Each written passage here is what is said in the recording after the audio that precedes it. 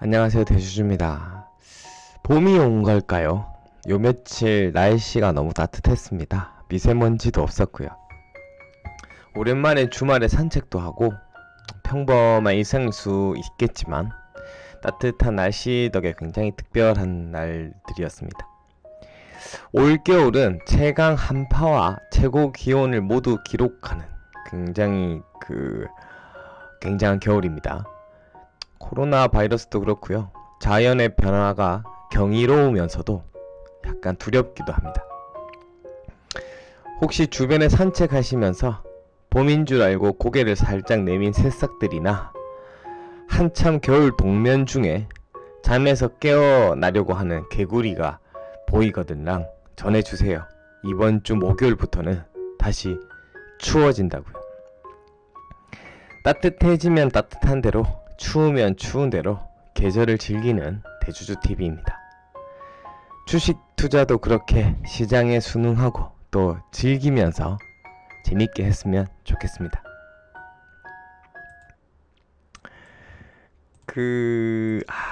오늘은 약간의 봄의 느낌을 좀 가져가 보려고 했습니다. 시장에 몇 가지 주요한 기사, 역시 요즘은 시장의 기사나 뉴스에 시장이 크게 반응하죠. 물론 자잘한 뉴스들에는 짧게 반응하지만 큰 변화의 흐름을 예고하는 그런 뉴스들은 우리가 미리 공부했던 종목들의 뭔가 흐름을 좀 바꿀 만한 인사이트가 되기 때문에 그런 부분들을 좀 집중을 합니다. 오늘 장 중에 나온 기사인데 갤럭시 Z 폴드 3도 삼성 디스플레이 UTG 코닝은 수율 기대 이하 이런 기사가 나왔죠. 이 기사를 보면서 이제 제 구독자분들은 이게 어떤 종목이 수혜주인가 이렇게 이제 그냥 볼 수 있겠지만 우리는 알죠. 이 지금 삼성의 갤럭시 폴더의 UTG가 삼성 디스플레이랑 독일의 쇼트가 이제 한 편을 먹고 삼성전자랑 코닝이 이제 한 편을 먹고, 근데 이제 지난 기사에서도 삼성전자가 코닝과의 협력하면서 UTG를 대응하려고 하는 부분을 포기했다 이런 기사들이 한번 나왔었지만 몇 주 전에 그 후속에 이어서 코닝 쪽 수율이 안 나온다. 결국은 지금 삼성 디스플레이와 독일 쇼트, 캠트로닉스 쪽으로 이어지는 도우인시스 쪽도 마찬가지지만 이어지는 이런 쪽에 결국은 소울 벤더 라인이 굉장히 강화된다고 하는 확인을 할 수 있으며, 삼성 디스플레이 UTG 관련해서 얘기들이 계속 나오는 거는 LT라는 종목하고도 조금 연결고리를 가질 수 있는 얘기들입니다. 이어서 이런 기사가 나왔습니다. 삼성 디스플레이, 이거는 거의 장 끝날 때쯤 끝나고 나온 뉴스로 제가 알고 있습니다. 끝나고 저는 확인했습니다. 삼성 디스플레이 폴더블 디스플레이 첫 외판, 하반기 중국 스마트폰 업종. 굉장히 중요한 얘기입니다. 앞에 있는 기사보다. 이게 지금 삼성 디스플레이는 올해 중국 스마트폰 업체에 폴더블 디스플레이 공급한 계획인 걸로 파악됐다. 3분기부터 양산 납품을. 이게 지금 중국 스마트폰 업체라면 화웨이나 오포나 샤오미 여러 업체들이 있을 수가 있는데요. 중국의 지금 BOE가 이 폴더블 디스플레이 관련 수율이 안 나오고 있고, 중국도 어쨌든 만들기는 해야 되는데, 작년까지만 해도 삼성 디스플레이가 이 폴더블 디스플레이를 해외 외주, 그러니까 외판을 하질 않았습니다. 왜냐하면 기술적으로도 삼성이 이런 폴더블 시장을 초기에 좀 선점하고 싶었고, 그리고 삼성의 폴더블이 최고라는 인식을 시장에 심어주기까지 작년까지 시간이 필요했는데, 삼성전자 입장에서, 그러니까 삼성 디스플레이랑 삼성전자는 앞에 기사에도 UTG 관련해서 봤지만 둘은 같은 그룹사지만 또 한편에 경쟁사입니다. 디스플레이가 어떤 편에서는 삼성전자와 어떤 편에서는 한 편을 먹을 수 있겠지만 다른 측면에서 굉장히 경쟁자이기 때문에 삼성 디스플레이 입장에서도 그룹사의 오더가 너네 디스플레이를 삼성전자에만 공급해 라고 내려왔기 때문에 그렇지, 그게 아니라면 삼성 디스플레이도 자기들 디스플레이를 삼성전자, 뭐 중국, 뭐 LG, 뭐 어떤 나라에도 팔아서 매출을 많이 올리고 싶어 합니다. 근데 위에 이제 그게 풀린 거예요. 승인 내린 거예요. 그래서 올해 하반기부터 중국의 스마트폰 업체에 이제 폴더블 디스플레이를 공급한다고 하는데, 이 기사가 왜 핵심이냐 하면, 삼성 디스플레이가 중국의 그 스마트폰 업체에 폴더블 디스플레이 패널을 공급한다고 하면 앞에 봤듯이 UTG를 공급하지는 않을 겁니다. 초기에는 절대로. 그러면 뭐냐? CPI입니다. 그러면 CPI의 초기 삼성이 갤럭시 폴드 모델에 CPI를 적용한 적이 있습니다. 첫 번째 모델에. 거기에는 스미토모 거를 썼죠. 근데 지금 스미토모 거를 이제 더 이상 그 캐파 증설도 안 돼 있고, 초기에 이제 초기 양산 모델에 뭐 월 20만 장 정도만 대응할 수 있는 수준으로 썼지, 중국에 이렇게 그 스마트폰을 공급한다면 코롱인더 경인양행 CPI에 콜이 들어올 수밖에 없다고 저는 판단합니다. 특히나 코롱인더는 이미 중국 쪽으로 진출해서 CPI에 대한 품질을 중국 쪽 제조사들한테 다 인정을 받았고, 지금 삼성도 코롱이 대응하고 있는데, 삼성 디스플레이 입장에서는 중국에 만들어주는 패널을 이미 중국에서도 승인을 받았고 본인들도 테스트를 끝낸 코롱인더 경인양 걸 쓸 가능성이 굉장히 높습니다. 저는 그래서 이 뉴스가 나온 시점, 오늘 그 코롱인더도 사실은 그 주가가 잠시만요, 조금 올랐더라고요. 오늘 장 끝나고 봤는데 보세요. 저는 이 코롱인더도 6%나 올랐죠.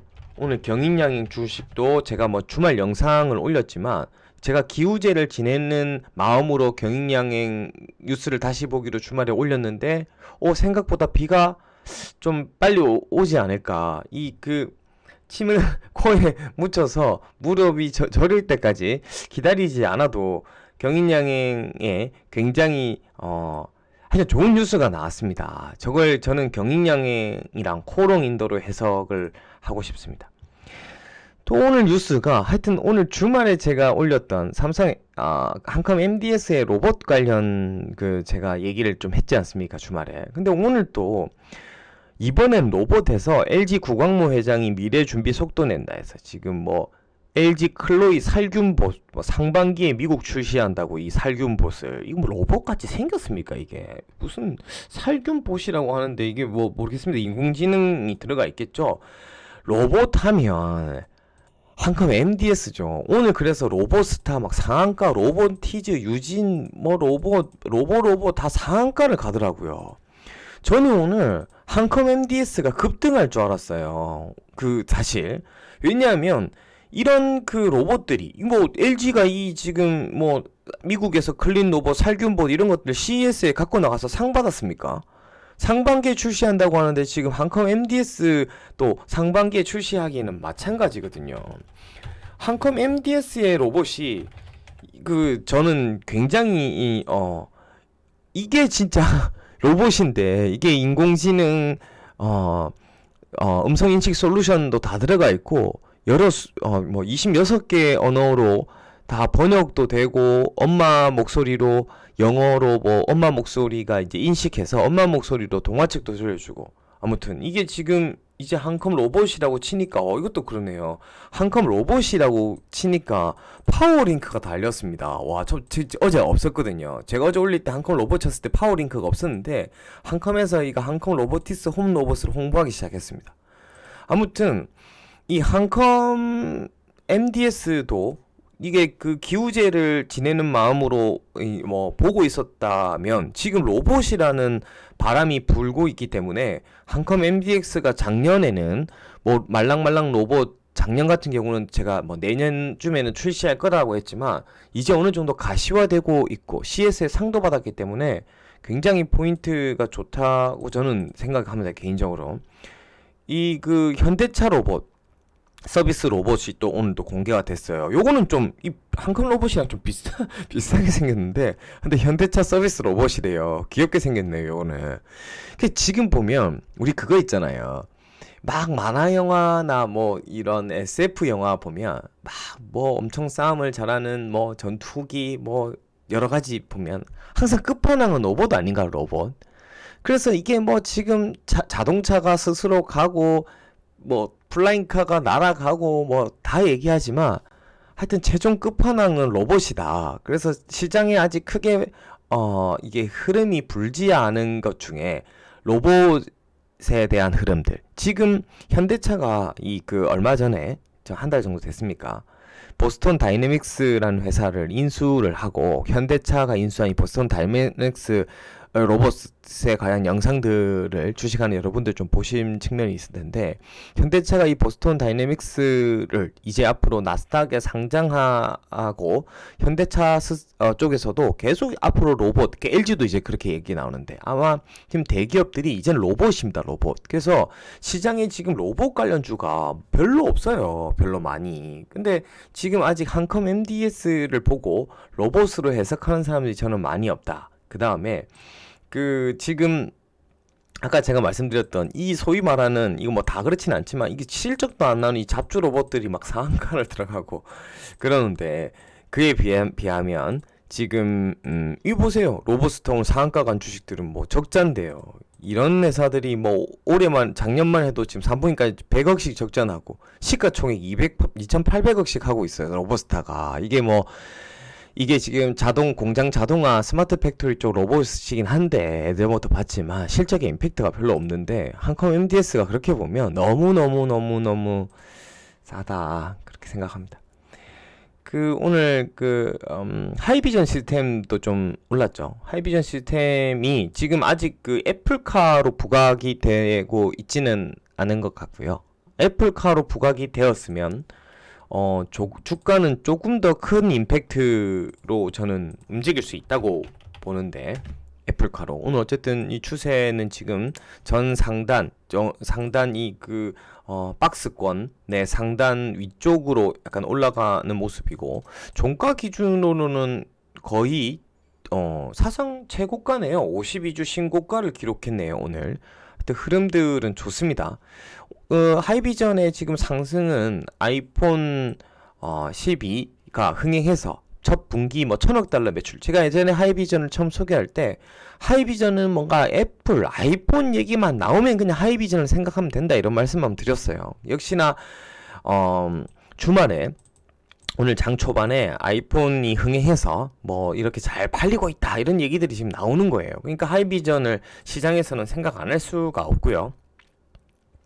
애플카 자회사 퓨어런스는 아직 얘기도 나오지 않았어요. 퓨어런스 얘기가 나오고, 애플의 스마트폰 카메라는 지금까지 누가 만들었지 하면 하이비전 그러면 애플은 앞으로 애플카를 큰 스마트폰처럼 생각하고 만든다고 하는데, 애플 카에 카메라에 센스는 라이다게 들어가지만 그 카메라의 모듈, 검사 장비나 모듈은 누가 할까, 이런 이제 시장의 논리적 전개의 흐름으로 보면 하이비전이 스마트폰에 카메라 모듈을 하던 그 기술을 바탕으로 자회사 퓨어런스를 만들어서 이미 몇 년 전부터 개발하고 있고, 테슬라와 같은 회사에 예전에 테스트 장비도 납품할 정도의 기술을 갖고 있다.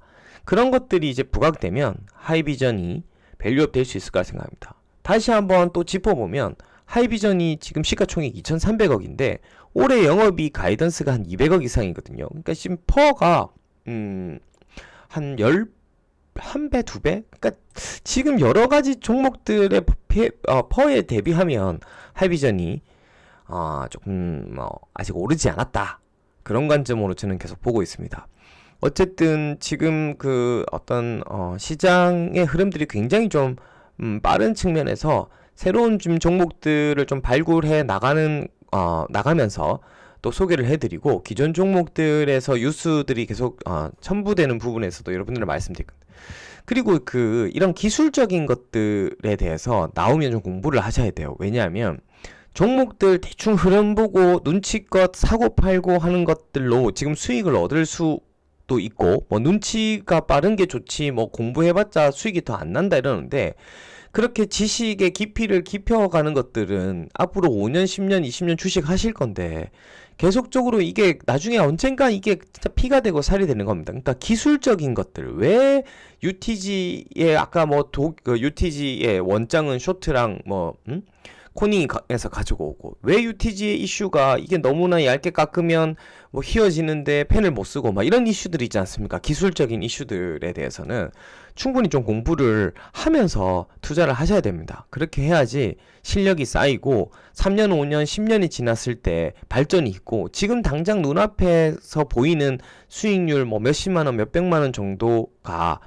인생의 판도를 뒤집지 못합니다. 결국은 뭔가 깊이 있게 공부를 하고 있는, 지금 뭔가 좀 시장의 빠름보다 좀 자기가 느린 것 같아가지고 이게 맞나 좀 조바심이 들면서 좀 흔들리는 분이 계시다면, 지금 하고 있는 그런 공부에 대한 노력들을 계속 기울여 주시는 게 앞으로 주식 뭐 1, 2년 하고 말 게 아니니까, 그게 충분히 그런 분들이 나중에 더 큰 수익을 가져갈 수 있다고 저는 생각합니다. 그래서 공부를 계속 하셔야 됩니다. 그리고 이번 주 어쨌든 수요일 날은 일동제약의 단방이 있고요. 그 다음에 그 목요일 날 지난주 취소됐던 그 엔지스 테크놀로지의 단방이 목요일 날 잡혔습니다. 엔지스 테크놀로지는 너무 이렇게 많이 올라 버려가지고 목요일 날 탐방 가기 전에 8,000원 밑으로 좀 떨어졌으면 좋겠습니다. 그래야지 막 의욕이 생기거든요. 탐방 갔다 와서 아직 싸니까 뭐 좀 사야지 이러는데, 이게 너무 올라버리면 막 탐방 갈 때도 이렇게 뭐 어깨에 힘이 축 처져서 뭐 질문할 힘도 안 나오고 그렇습니다. 그 주가가 그 전에 올라버리면. 아무튼 새해 첫 단방이 이번 주에도 2개나 잡혀 있습니다. 올해는 제가 저번에 새해 업로드에도 말씀드렸지만 30개 종목의 단방을 기본적으로 가는 게 목표고요. 뭐 더 많이 갈 수 있는 상황이 되면 좋죠. 아무튼 계속적으로 좋은 컨텐츠 올리도록 노력하겠습니다. 이상 대주였습니다. 감사합니다.